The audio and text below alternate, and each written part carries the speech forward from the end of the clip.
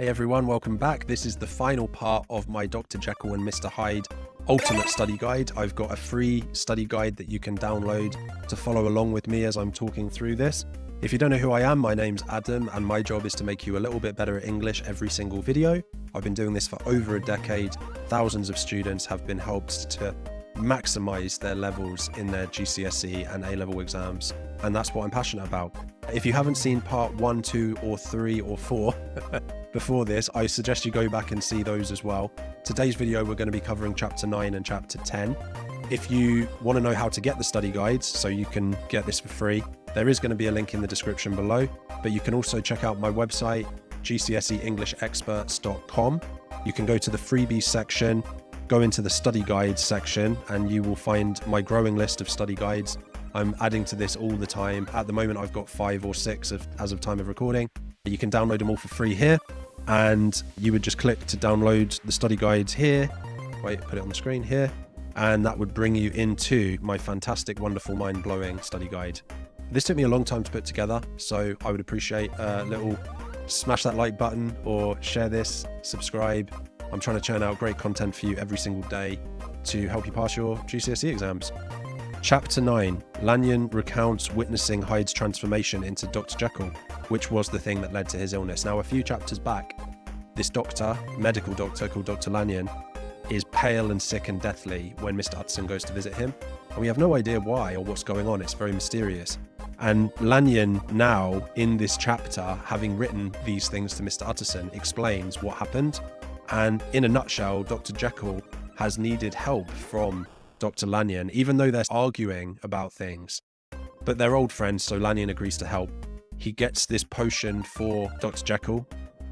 But then Mr. Hyde is the one that actually shows up at Dr. Lanyon's door. And Dr. Lanyon's never met Mr. Hyde before. And Mr. Hyde mixes up a potion, drinks it, and then transforms back into Dr. Jekyll in front of Dr. Lanyon's very eyes. And this totally shakes Dr. Lanyon up. This is the cause of his death. He cannot believe what he's seeing. It shakes him to his core. And that then leads us to the most important quote from this chapter, which is, "Oh God," I screamed, "Oh God," again and again. Dr. Lanyon says this, and this is obviously filled with repetition and also the exclamatory phrases, yeah? And it's meant to show the major theme of horror and fear and duality again, right? Dr. Lanyon has literally watched this small, deformed-looking man drink a liquid and then spring back up into his friend, Dr. Jekyll, and it blows his mind. He cannot actually understand what he's seeing in front of him, okay? And that reflects Victorian anxieties about the unknown powers of science, especially in terms of experimentation and unnatural acts. Little story time for you quickly. Victorian literature is filled with these kinds of stories about what happens if you push science into like science fiction realms, almost into the supernatural realms, right? You've got Dr. Jekyll and Mr. Hyde, the science fiction realms of chemistries and chemicals, right? Is it possible that we can create a chemical compound that will allow a human being to split up into its good and evil parts? You've also got novels like Frankenstein, which is saying, can we push our medical knowledge so hard that we could take dead bodies and reanimate them and bring them back to life? And there are many different stories in Victorian times of those kind of questions of how far can we push science? What is the limit of our scientific inquiry? And the Victorians were terrified of that. So you can talk about that at length in terms of your context, and that's going to help you get towards the level 9 in your exam. Final chapter, guys. Prepare to fight. Chapter 10, Henry Jekyll's full statement of the case. So this is a letter from Dr. Jekyll to Mr. Utterson. Just sounded like a robot. Dr. Jekyll to... Anyway. And Jekyll, in this letter to Mr. Utterson, explains all of his experiments, the duality of his nature. He confesses to the fact that he was the one that was actually Mr. Hyde all along through the potion, and the fact that he initially seemed to have control of Mr. Hyde, but ultimately lost control of Mr. Hyde as things went on. So the major quote from this is maybe what we could consider the epiphany of Dr. Jekyll throughout this experience. He says, "I learned to recognize the thorough and primitive duality of man." Now, this is perhaps metaphorical, because as a human being, we aren't literally split into 2 or 3 or 4 parts, right? We are literally one body, one mind, one soul. But he is saying it as though we are split into these parts inside us. And that shows the duality that's been going on throughout the novel. I've mentioned duality as a major theme multiple times in here. And I think that the reason that's so important is because Dr. Jekyll basically is meant to be a warning that we shouldn't push science beyond a certain level, and if we do, it could have dire consequences.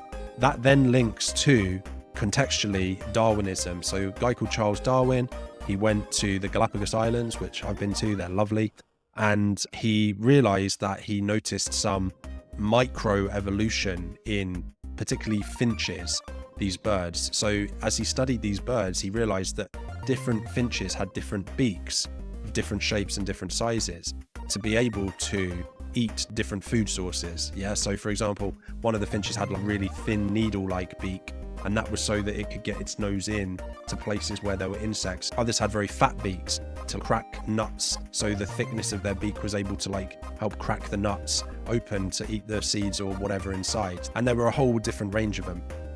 Now, the reason I'm telling you all this is because Darwin then went on from those microevolutions he saw to hypothesize of what's called macroevolution, the idea that human beings actually evolved from apes, and apes evolved from a previous animal and previous all the way back to the very beginning of the universe, or the beginning of our Earth. And the Victorians were the first ones to have to grapple with this theory, and so they started to see maybe the resemblance between human beings and some of the apes, right? And it was very scary. So Mr. Hyde could also be seen as a reflection of that more primitive, ape-like origin of humans that then evolved up into the Dr. Jekylls, the Victorian gentlemen, the modern-day humans of the world. But there is still maybe a part of that ancestral, instinctive, more primitive version of us inside. And I think that is ultimately the duality of man that Dr. Jekyll is talking about. So that is the end of the book. Well done. We did it. Congratulations, you've conquered the darkness. So that is the end of the study guide. I hope that's been helpful. Please do and share and subscribe if this has been good for you. And there are plenty more study guides. Leave a comment if you have any questions for me as well, because I'm happy to answer anything that you might need, any specific questions. And who knows, I might even do a video based on your suggestion. Yeah, thanks very much, guys.